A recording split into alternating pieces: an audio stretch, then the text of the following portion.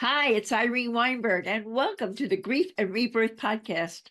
Before we get started with the episode, make sure to like and subscribe wherever you're listening or watching so you never miss an episode. Every week, we share heartfelt stories, spiritual insights, and practical guidance to help you navigate grief and trauma, find hope, and discover rebirth after loss. By subscribing, you'll get access to every episode and join our supportive community on this journey. Thanks for being here, and let's dive in. Hi, everyone. I hope this message finds each of you so very well.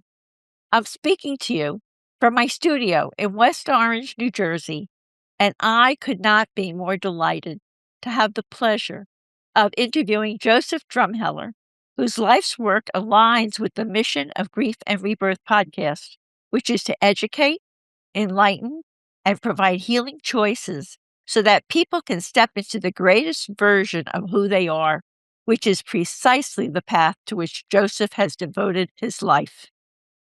Joseph is a master hypnotherapist, an energy healer, and the founder of the JDH Academy of Wellness, a leading educational institute in hypnotherapy, meditation, healing, and spirituality. He is also a 4-time award-winning author whose body of work spans fiction, nonfiction, and children's literature. For more than 3 decades, Joseph has been a devoted champion of humanity's evolution, guiding soul-level transformation with depth, clarity, and compassion. He has supported thousands of spiritual seekers, creatives, and conscious professionals in healing, awakening, and stepping into the fullest expression of who they are meant to become. His path includes 6 years serving as a clinical hypnotherapist in a cancer radiation clinic in Bellingham, Washington, and across his career, Joseph has facilitated over 2,000 private sessions and taught more than 20,000 students through his online programs, touching lives in 147 countries around the world. Joseph's work blends deep relaxation, subconscious healing, and quantum energy practices to dissolve inner blocks, reprogram limiting beliefs, and open the door to higher states of consciousness. His mission is grounded in a profound respect for the unseen forces that shape our lives. Before he stepped into the world of healing and spirituality, Joseph spent years as a mineral exploration geologist, an unexpected beginning that taught him to listen deeply to the earth and to spirit, a connection that continues to guide his work today. I'm looking forward to talking with Joseph, who's joining me from Spokane, Washington, about the powerful awakening experiences that accentuated his lifelong draw to spirituality, why learning how to collectively tap into spiritual energy will be part of our healing and evolution as a species, the benefits of hypnotherapy, and the role of the subconscious mind in healing grief. We'll also discuss this time of massive human transformation we are all experiencing, and if every single person comes into a lifetime with the help of guardian angels, and more, for a fascinating conversation that will surely be filled with many inspiring insights. Hi there, and welcome to the Grief and Rebirth Podcast. I'm your host, author and trauma survivor Irene Weinberg, here to encourage you wherever you are in your healing journey. In each episode, I chat with incredible grief and trauma specialists, healers, mediums, and celebs, as well as remarkable people who have inspiring healing stories to share. If you're looking for a podcast that's both uplifting and inspiring, you've found it. Let us help you find your joy in life.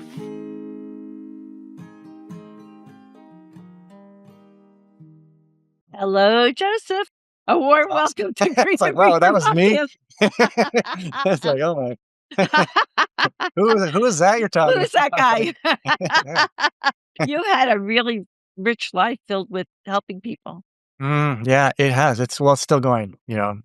We're just beginning now. Yeah. We've only just begun. That's right, yeah. So let's have everybody get to know you. Sure. from the beginning.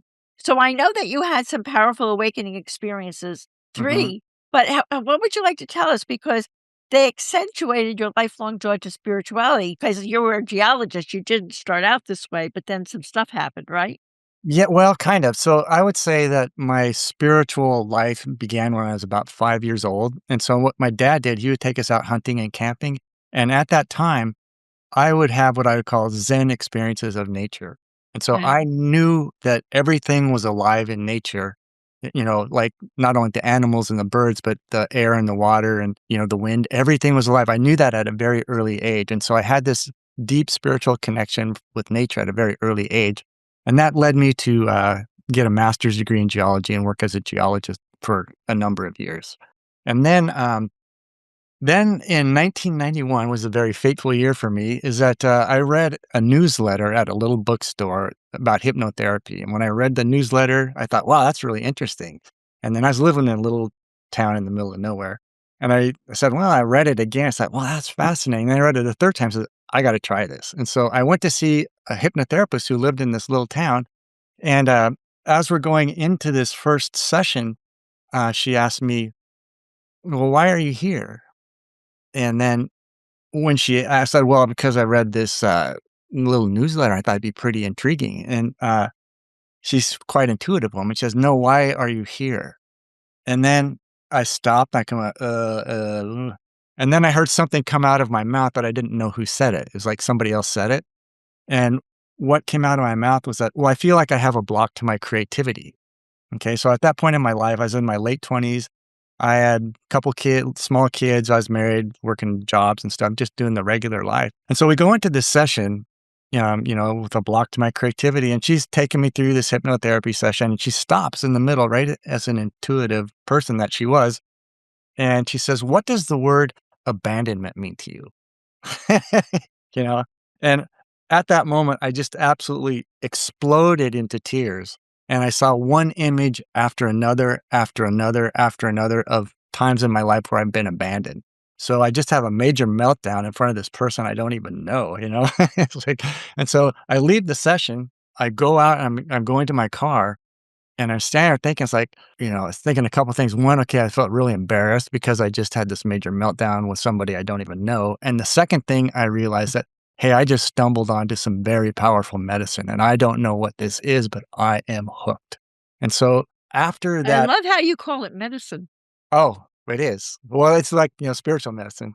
I It's not like the love pills that. that you take. And Right, so, instead of saying, "I stumbled on woo-woo," I stumbled on powerful medicine. yeah, so that's kinda borrowing it from, like, Native American Right. language, and so I went home, and then I immediately went home afterwards, and then I realized the positive cause and effect of what you do in a hypnotherapy session where you're working with the abstract imagination and whatnot, and how that can have an immediate impact on your day-to-day life with intention, and so I went home, and almost instantly, I went through an unexpected divorce.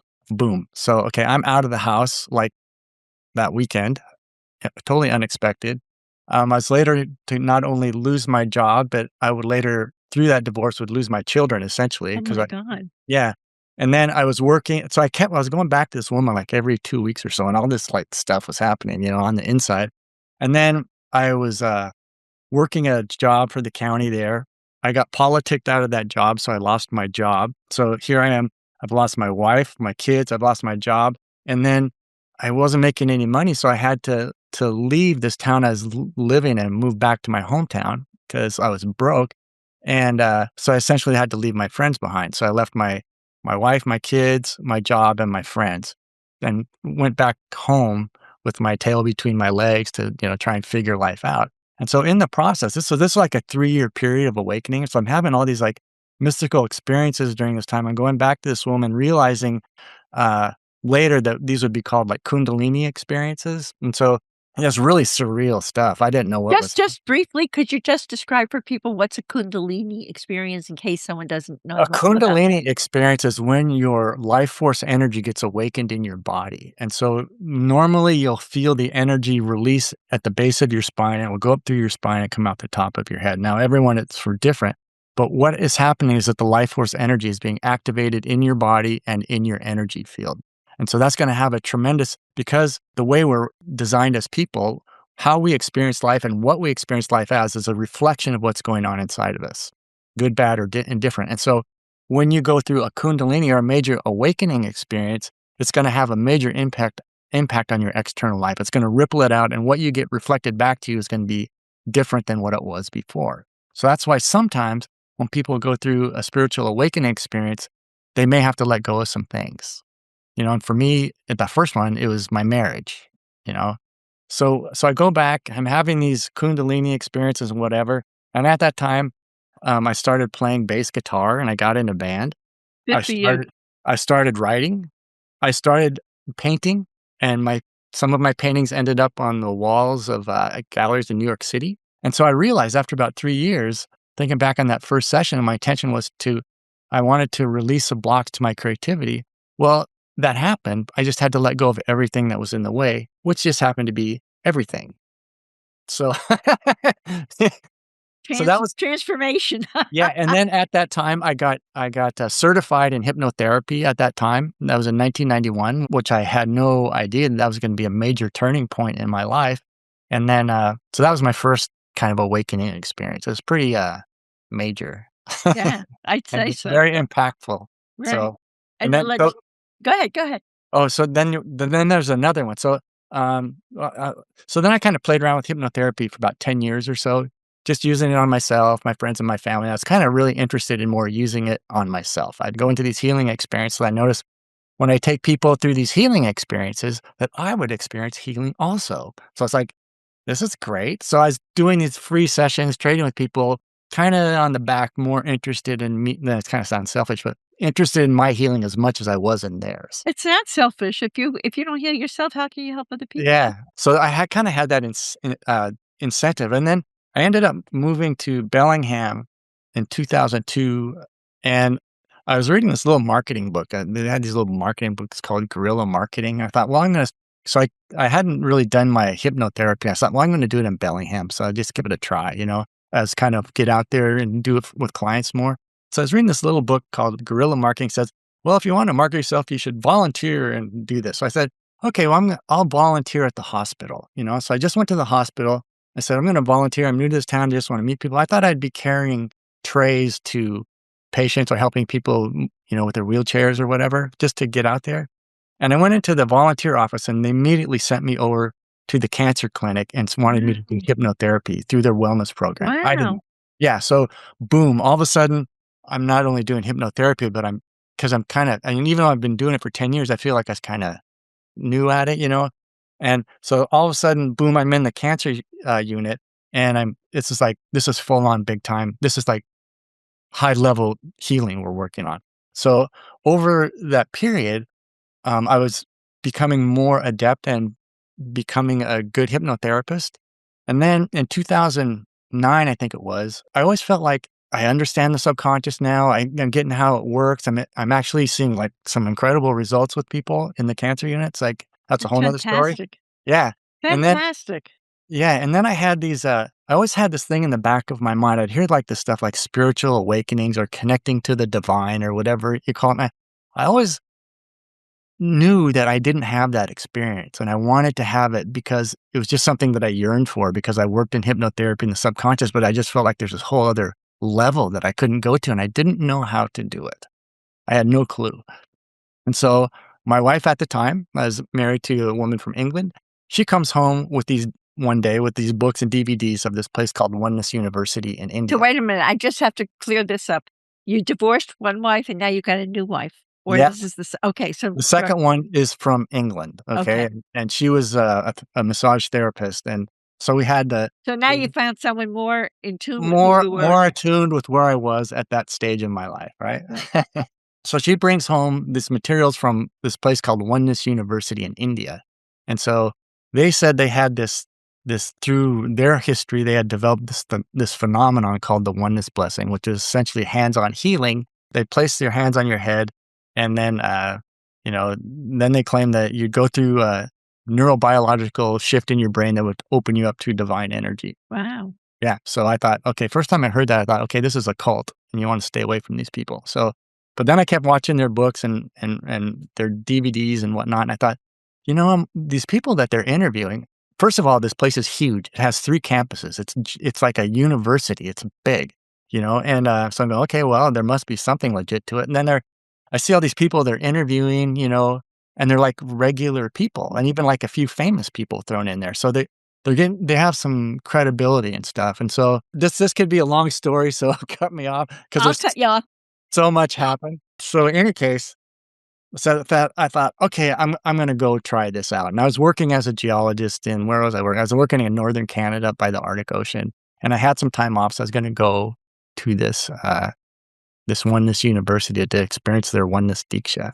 Okay, so the first time I went twice. One was in 2008. It was in September. I went there and it was at this place called Namala, I think it was Namala. So it was a retreat center in Fiji, and so it was a week-long course they're going to take you through to open you up to their experience of divine energy. So I go to this event, and this white guy gets up and starts welcoming us to this event. And, I'm going, I don't want to see a white guy. I want to see the guys in their robes from India, And so I want the real thing. Yeah, I don't want this. I didn't come here to listen to an American. So I lean over to this guy I was sitting next to. There's like 50 of us in this class.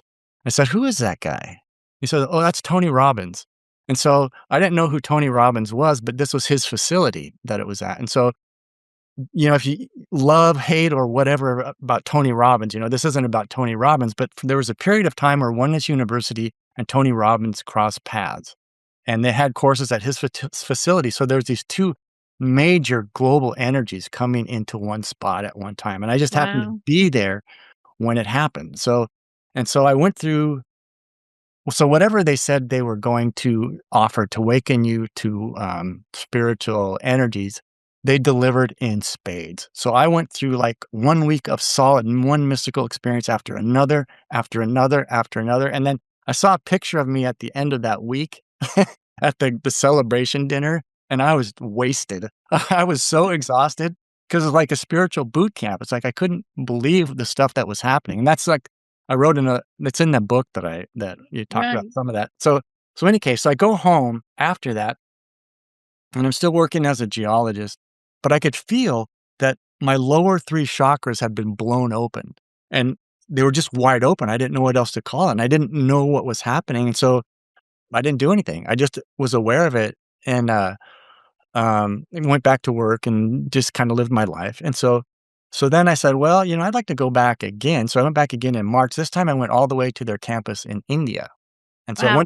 There was your India experience. Yeah, there was my India experience. Guys in robes and, shake their heads like that. Hello, Joseph. And and so I get to India, and I go through this week-long experience, and absolutely nothing happens. I thought, I've come a long way. I've wasted my time. I've wasted my money, my energy. I've wasted everything. And then the last class we're going to is like 2 or 3 hour course. And, I thought, well, I don't even feel like going. Just like, this has just been such a waste. And so I go into that last one. It was on my 50th birthday. And so this guy walks in by the name of Anandagiri, who is like the head teacher for the entire university. So we've never seen him before, right? We just knew of him on video. And so I'm going, wow, like the man's really here. And so I'm sitting there listening to him. And the way he would talk, he's like this impish little, kind of very pure spirit, very like a real spiritual guy. So, and he would talk and he would smile. And every so often as he talked, the way he spoke, he would stop and pause frequently. And you could see that his eyes were kind of glazed over, and that he was tapping into, whenever he stopped, he was tapping into something that the rest of us all wanted to tap into. So this guy was totally tuned in. And so as we're going through this last thing for 2 hours, every time he would pause, and I was sitting kind of in the back in the dark, he would look in my direction. So I didn't know if he was looking at me, but his head just naturally went that way. And so for 2 hours, I could feel energy coming off his eyes, going into mine, and completely rewiring my body. How cool. I couldn't believe what was going on. It's like having this like major personal download. And so I'm going, okay, whatever. I don't know what to make of it. So I go back home, and now all of my chakras are open. And he saw you, Joseph. Did he? You think? Okay. That's what I think. Okay. Well, I'll Because trust how he you. was directing that and he was opening, it was It was incredible. interesting. It was like it was an unbelievable experience. And so all of a sudden my week wasted wasn't. In fact, it was like major transformation. And so I go home, all of my chakras are open. Lo and behold, I go through another very unexpected divorce. Okay, so my energy's gone up. So my world on the outside is going to be reflected back to me. Those that aren't in that level of vibration, Absolutely. you know how that story goes. And so now I'm still working at the hospital, and now I got energy coming through my hands with the cancer at the cancer unit. So you got Reiki energy coming through. Yeah, they call it Reiki. oneness diksha, but it's just the same idea. And so now I'm doing that, and so that's in that process. I went from a hypnotherapist to a healer in the cancer unit, and so I had some miraculous stuff happen there that like can't be explained, and people attribute it to the work we did. But there were a number of clients that I worked with that would attribute the work that we did together was helpful in their treatment. It was I'm sure it beneficial. was. I'm sure it Yeah. was. I'm sure it was. And did you talk about, or is this come from other experiences that you've had that you have such an understanding of this massive human transformation we're all experiencing? Well, I go back to the 90s, back to the Wayne Dyer and all those guys and, Me Deepak too. Chopra. Yeah. So there was a lot of talk of it back then about global transformation, and we're coming awakening. And then now we're up into the 2020s or whatever, and now it's actually happening.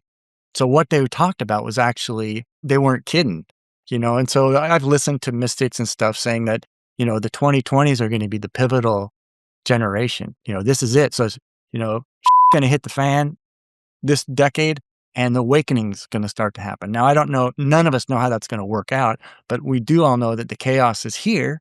And so the awakening is also here too. So, That's right. And people always talk about in the spiritual world, they always talk about that we're entering the Aquarian age. yep, age of Aquarius, So, well, that's, the Aquarians, all that Mercury stuff. So Yeah. that's like, So computers and AI and all that stuff, So, yes, and so we're here. So why is it that learning how to collectively tap into spiritual energy is going to be part of our healing and evolution as a species? So you're saying that things are going to turn from all this chaos to pretty cool healing and evolution, and this will yeah. be So, for the greatest good on the so, planet. so I'm jaded in my opinions, because based on my experience. But I'm gonna say that tapping into this higher vibrational energy, which is going to improve the life for everyone, it's going to cause us to think and act differently, isn't going to be a good thing to do. It's going to be absolutely necessary for our survival, because we cannot survive on what we're doing now. We can't. It's not going to work. It's not Right. sustainable. It's going to collapse. And so we have to evolve ourselves to higher levels of virtue, higher levels of being, higher ways of thinking and feeling that is a benefit to everyone, not just for the few rich people and the rest of us pawns in the game, So it's the only way we'll survive. That is my opinion. And then when you actually start tapping into the energy itself, you realize this is awesome. If our evolution is going to be awesome, let's do it. Let's do it. But yeah, it's like, why not? What are we waiting for? So I want to ask you, because you talk about all this in your book, which Yeah, is titled The Subconscious, the Divine in Me. And you state that pain leads to suffering, it does. suffering leads to awareness, Uh-huh. and awareness leads to healing. So do you want to talk to us about that? Because that's an Sure. extension of all of Let's this. talk about pain first of all. Okay, pain. So everyone in this life experiences trauma on some level. Either they bring it in from a past life, they experience it in the womb, they experience it from their mother in the womb, they get it when they're young, or you can get it through any stage of life. Being a victim of war. Like PTSD stuff. So we can experience trauma at any point in our life. It's part of the human experience, and so it's important to understand the nature of emotion.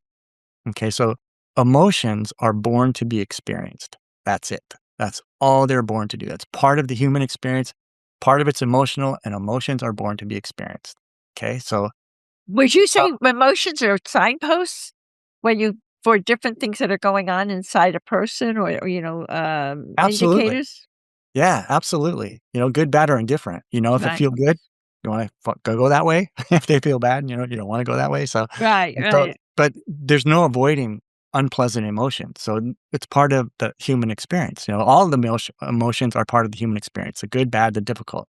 However, almost all of us, have a natural inclination to, on a subconscious level, we don't know that we're doing it, we're not aware of it, to avoid unpleasant emotions. We don't want to experience depression or trauma or anger or fear or whatever it is. And so what happens is that and again, this is where it gets tricky. It's on a subconscious level. We avoid experiencing some of those things because we don't want to.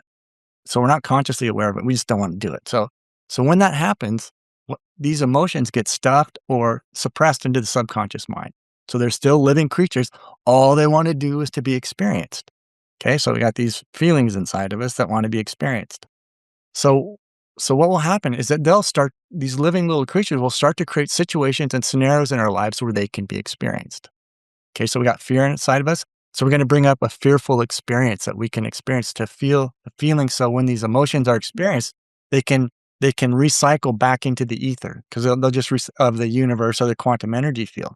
So what happens, and this happens to everybody, so don't feel bad if this applies to you, is that when we continue to ignore those suppressed emotions on a subconscious level, again, we don't know that we're doing it consciously.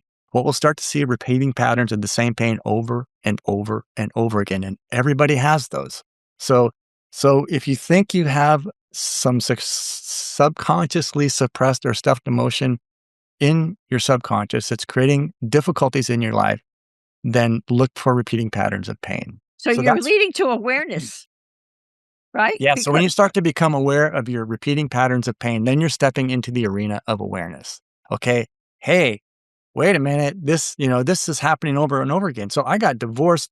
I was raised by an abusive father. Okay. I got married to an abusive guy. I got rid of him and now I'm in another marriage and he's abusive too. Okay. So we got repeating patterns, or it can happen with finances or health or whatever, so it doesn't take much reflection to see the repeating patterns in your life. So then now we're stepping into the arena of awareness. We have repeating patterns of pain. And this leads us to the saying that says the most difficult times in our lives are when we forget or don't remember to ask for help.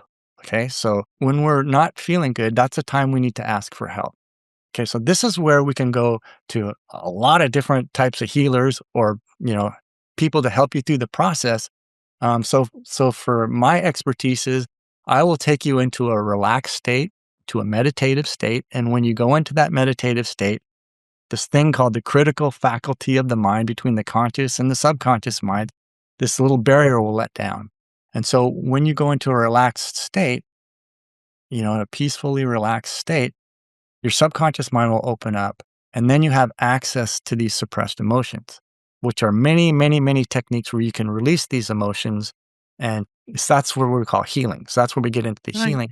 And because that makes room for the more of the good stuff to come through because you're not repeating the patterns from that bad stuff that you haven't healed, right? Right. And so when we get into healing, that takes us to the next stage, and that's awakening. So, but in the healing process, it's important to realize that when you release these emotions from the past, they're all from the past, and nothing we do is in the present moment. We all live in the past on some level.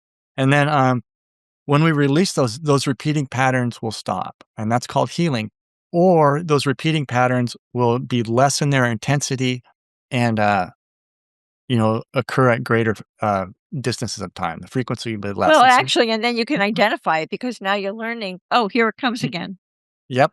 So what do I have to do about this? Yep. So you can go get more help, or you can learn to do this stuff by yourself because you can do it by yourself through meditative states. And so that's really interesting. Yeah. So most of us will have this stuff will come up over and over again until it's finally gone, but it'll come up with less intensity and over longer periods of time. So that's called healing until they're finally gone. They're finally gone. Almost all of us have no more than a handful of issues that we need to work out in our lives. That's it. It's not much. But it can be, you need to take some awareness and yeah. Well, Joseph, I'm thinking we're talking about the subconscious mind and the conscious mind. There are people probably listening who are going, what's the subconscious mind? What's the difference? So could you talk about the difference between the conscious and subconscious mind and explain the benefit of hypnotherapy? Well, you just sort of touched on the role of hypnotherapy and the subconscious mind in healing grief. Right. So So I yeah. just want to start to move into how your work helps people with grief.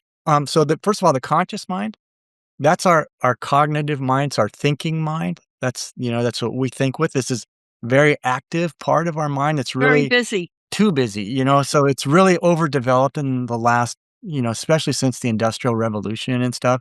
But we've really gone into things we can do with our conscious mind and science and medicine. I mean, some of it's really good, but there's some of it that's the monkey mind that's based in fear and negativity and all that stuff. And we all have that. You can't, we all have that. And your mind has so many thoughts in a day, you can't really control your thinking. You can, focus it to be more positive and stuff like that, which can help. But our minds are going all the time, all the time. So, and the subconscious mind, so that's more of the head. I call the subconscious mind more of the heart, but it's the home of the non-physical aspects of the human experience. So this would be our intuition, our dreams, our creative flashes, our memories, our the non-physical stuff. And so when we go into hypnotherapy, that's what we're accessing. And also the emotions. So that the emotions live in the subconscious. And so when we go into hypnotherapy, we have access to those things. And it's often referred to, hypnotherapy is called the suspended dream state.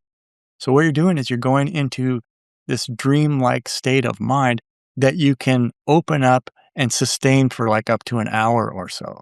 So you can focus on it. And there's the subconscious mind is actually, in my opinion, is the larger part of who we are. It's incredibly powerful. It works very, very differently than the conscious mind and the three-dimensional world.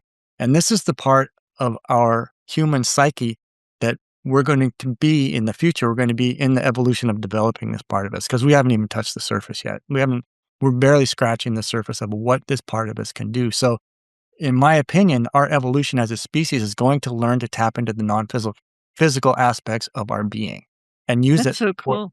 Yeah. And so when you get in there, there's an energy in there.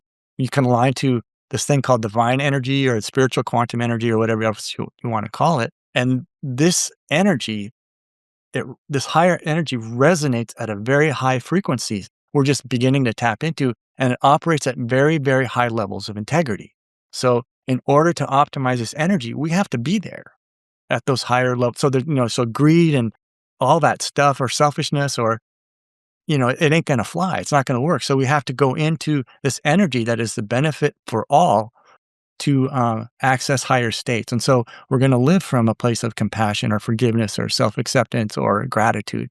Those will be, and then we're going to learn, I think in the future, that we're going to be able to use this energy for the benefit of life on this planet. So we know already that we can heal with it. Okay. It's really good for spiritual and emotional healing. We know that already. But what if we could take this energy and direct it towards our environment or our politics or our financial systems? All those things all of our systems that are so broken, the education, the healthcare, all the government systems, the finances, all those things are so broken. So what would happen if we could consciously interact this energy to those systems? Now, how that's going to happen will be a miracle. But we are stepping into the age of the miraculous. So I can only throw the questions out there. I can do my part to contribute to that, which I'm doing as much as I can. And then, we get all these like really high vibe people together. What can we do? That's absolutely true. What can we do? Let me ask you a question. Someone comes Yeah. to you, they're knee deep in grief. What's that? They're grieving very, very hard. Someone comes to you, they just had a loss. Yeah. How is what you do? How does what you do help them to start to deal with grief? Okay. So first of all, when we talk about grief, it's really important to understand, especially when you're going through it, that grief is normal. Okay. So, and you don't want to not grieve.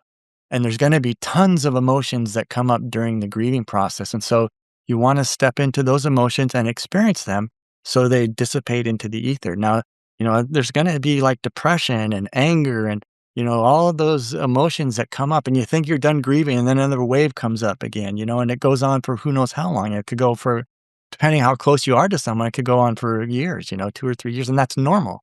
But at some point, the grieving's going to end. In my experience of grief, and I've gone through a lot of grief, is that most people who end the grief Okay, they go through it. They've gone through their pattern of grief. At some point in the process, they make not a subconscious, but a conscious decision that I'm done.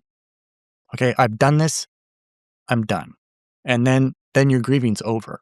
Then you move on to a new place in your life. And so where my work can help is that when people don't get to that I'm done part and they're stuck in their grief too long, and that's In the when spiral. the repeating patterns start coming up and up and up. And that's where my work can be very, very beneficial into helping people access those emotions and let them go. Or And if those you're not, emotions are held in the subconscious. So you're helping them. Are you pulling with what you do? Are you pulling some of that emotion and some of that stuff in their subconscious out, helping them to let that go, yep, to eliminate that? yep.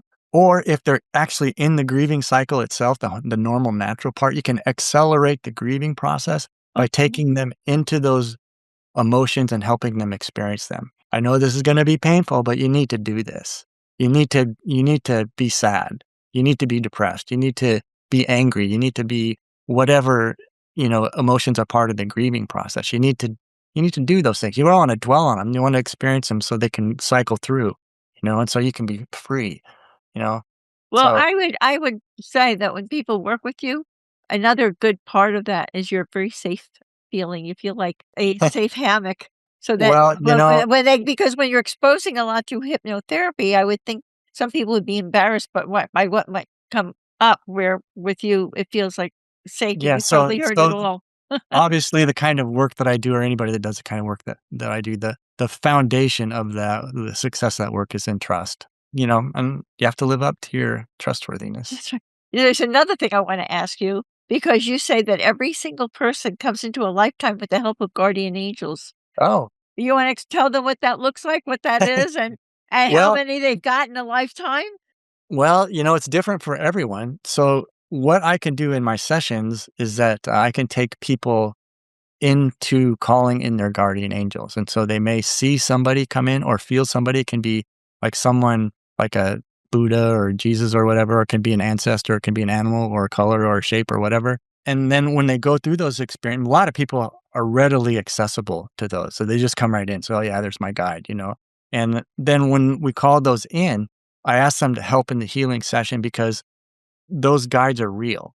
They're Do we real. have 2 guides or 3 guides or I think you have as many as you need. So you could have. for the task at hand? Yeah, so I think, that I'm not sure of. I think it's different for everyone, but I know that probably most of us have way more than one, I mean, and I've that told that I have yeah, and way I've more than had one. some experiences where I have had what I would call guardian angels come through into the physical. I've had a couple of those, and those are like Wow. really yeah. Those Well, I know you had some infusions and downloads at yeah, so both retreats. Is that where you had well, that no, these were experience? different. So these were remember when I told you that I was going through those spiritual awakening experiences that led to divorce? Right. Okay, so both of the times I was coming into this energy like big time, but at the same time I was devastated emotionally because I didn't want to get divorced, either time. And so both of my experiences of guardian angels in human form, well, actually I've had probably three in human form have come in lieu of those difficult times after divorce during an awakening experience. And so one was that after my first one, which I was really down in the dumps on that one. Some friends of mine said, "Hey, man, let's go for a hike. Let's go climb, let's go climb Mount Olympus in the Olympic National Park in Washington." So it's like this, 10 or 9,000 feet. It's a technical climb. We have to go over glaciers and stuff. And so we go on this hike. It's like I was in charge of bringing the food or, putting it into the car and we're loading up. We get 10 miles down the road and this is kind of my state of mind. I thought, I forgot to put the food in the car. Mhm. So I had to drive back and get it. It's like, oh God, it doesn't matter. It's like, I'm so depressed anyway, it doesn't matter. And so we get to the mountain and it's a 2-day hike in. It's 18 miles. And so we do it in 2 days. We get up at the base of the mountain where we do our technical climb. We get up at 4 in the morning because we have to get up really early to summit the peak. We get up to the peak. It's a complete whiteout. So we have to go up using compasses because we didn't, and there's crevasses all over Oh these my ice fields and gosh. stuff. Yeah. So I said, I don't really care. So we get up to the mountain. There's the last 100 feet to go up there. And I'm really depressed. I said, It was the last 100 feet. And I said, I'm not going to go up to the top. So I didn't go all the way to the top. These other guys that I was with it. And so we come back down the mountain, and I actually post hole into a crevasse. And so that means I fell through up to my crotch, one leg dangling in a crevasse. It was just really symbolic of the state of mind I was in, just, It almost is like that's your conscious and that's your yeah. subconscious piece. Yeah. So this is Mount Olympus we're on. So we get back down to this hut that was at where we started that morning, and we're laying there reading stories, eating gorp, and we're really tired. And it's getting about sunset, and we hear in the distance like someone's coming up the trail. And so, okay, so these people are coming up the trail, and it's two people and their kids from Germany. So it's a man and a woman from East Germany. This is 1980, 91, and they left Berlin just before the wall came down. So they're from East Berlin, and they're living in Vancouver, BC. And so these people walk up. They're probably in their 30s. They were just a gorgeous couple. They were beautiful, and they had these two beautiful children, a 10 and a 12-year-old daughter. And they come up, and they're completely clean. They're not sweating. There's no dirt on them. They have two little kids coming up that long hike, where they have to carry gear and stuff. And the man and the woman, they're both like, look like they just walked out of a fashion magazine. So I go, oh, that's kind of weird. So we talked to them, and, I kind of realized that, God, this is like the perfect family, And so they go up, and they continue up the trail up towards where you start the mountain, but there was absolutely no place to camp up there. It's just boulders and dirt, and there's no level place. And it's probably up 100 yards. And there's no way they could get a tent in for one person, let alone two. There's just too much heather, and it was too thick. And so the sun's going down, and I'm kind of going, I'm with my buddies. I go, hey, I'm kind of getting worried about these people because they didn't look like they really knew what they were doing. And so I go up to around the corner to find out where they're at. And I couldn't find them. They were not there. So they disappeared. There were no footprints. There was no tent pitched anywhere. So this perfect family disappeared. I went back to my friends, and I said, hey, I'm kind of worried about these guys. Maybe I should come back with us. And I said, and so we just went to sleep, and I kind of forgot about it. And then I said, we got up the next morning, we're going to hike out. And I was really worried about these people because there's some steep, they could have fallen or something. And so I said, hey, you guys, I want to just go up and just check on this German family just one more time. And they both looked at me and they said, what German family? And so I went out, and there's no sign of them. And so as I'm walking down the trail, as we're walking out this 18 miles, and I was deeply depressed, my depression vanished to a point where I went through a complete personality change, where I was exuberant and excited for life. And so my only explanation I have for that experience was that these were guardian angels that came through in the flesh to help me personally. It's like, wow. That's amazing. I've had a couple of those experiences Yeah, too, they're Joseph, incredible. so I completely resonate with what you're saying. Yeah. Once I was a kid and I was almost drowning, and some guy suddenly seemed to surface from the bottom of the lake and like pull me to shore. When I looked to find him and thank him, He's he's gone. gone. Yeah. You So know? those things do happen. I've had them happen a few times, but it's like, it's not something you share at a cocktail party or something. Yeah, It's like, well, it depends on on who's at the cocktail party. So I want to know, I think you've got a lot to share with us about the courses you give, the healing sessions you give, the meditation retreats, and you may even have a special offering for our audience today. So let me. Yeah. Well, let's talk about the special offering first. If you go to my website at jdhacademy.org, there's on the front page there's a little free PDF you can download. It's called The Art of Meditation. So it takes you through some of the things I've learned about meditation over the years. So You'll make sure that we have the link for that so we can show that in our show notes. yes. Okay. Absolutely. So we'll do that. And then what was the other question? Yeah, tell us about your courses, your healing Oh, my sessions, courses. your Yeah. meditation So retreats. I've created over 40 online courses. I have over 20,000 students worldwide. So my main courses that people are interested in are my hypnotherapy certification course. It's a 150-hour certification course to teach you the art of hypnotherapy. I also have an energy healing course, which helps share some of the stuff that I have learned through my experiences at Oneness University and some other places. And then I have lots and lots of other courses on specific issues. So I actually have one for grief. Those are just meditation courses. You're not. They're personal enrichment courses, and so you can just go through anyone that got them for anger, anxiety. I have too many.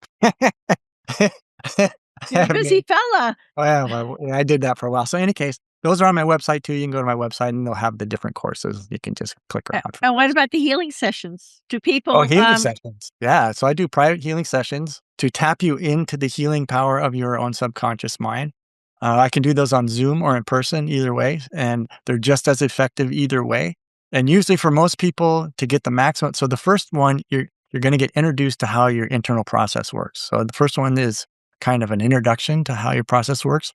I give a verification sheet at the end of each session. So it's essentially a tick list of things to look for after the session. So when the session is over, I send a follow-up email to people just so you can check that stuff off, which gives you a clear indication that what we're doing is working. So what that does is that helps build awareness, right? We're working on the subconscious. We see positive things happen in our physical life. And that also builds confidence that the process is working. So confidence is huge. And no matter what you do, including even spiritual stuff, the more confidence you have, the more likely that you're going to have success. So, okay. And someone comes to you and says, meditation is ridiculous. I can't meditate. I can't, my brain is too busy.